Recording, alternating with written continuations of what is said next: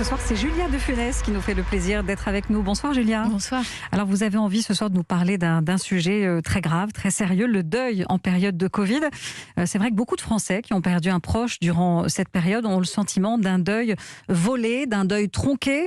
Stéphanie Bataille en a parlé sur Europe 1 d'ailleurs, elle était chez Patrick Cohen et elle a aussi écrit une lettre au président de la République à ce sujet. Oui, c'est pas un sujet drôle, mais on oubliera, c'est vrai, sans doute d'ici quelques mois, sinon quelques années, toutes les polémiques autour du port du masque, du télétravail, tous ces sujets qui font l'actualité et beaucoup d'autres, qui passent et disparaissent au fil des jours comme toute actualité.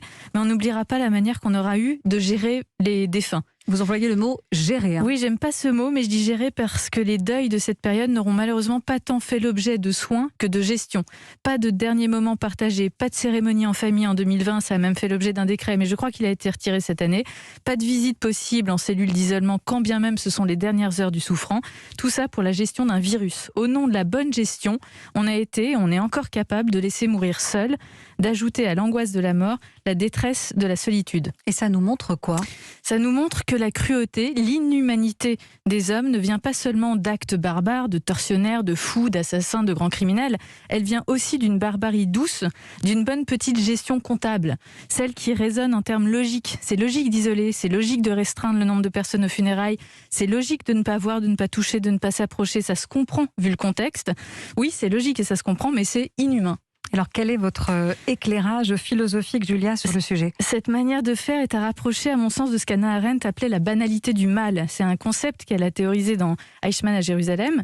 Elle en parlait évidemment à propos d'Eichmann et de l'industrialisation de la mort par les nazis, qui en est l'exemple suprême et comparable évidemment à aucun autre. Je ne fais pas de comparaison historique, ce serait indécent.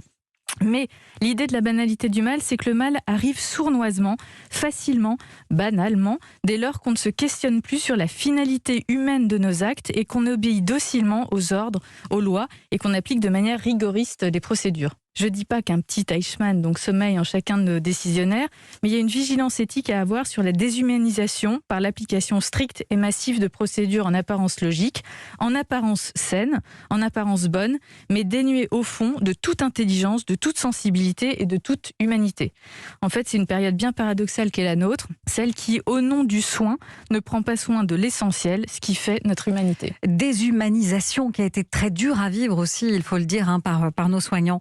C'était la carte blanche signée Julia de Funès. Merci Julia. Merci beaucoup.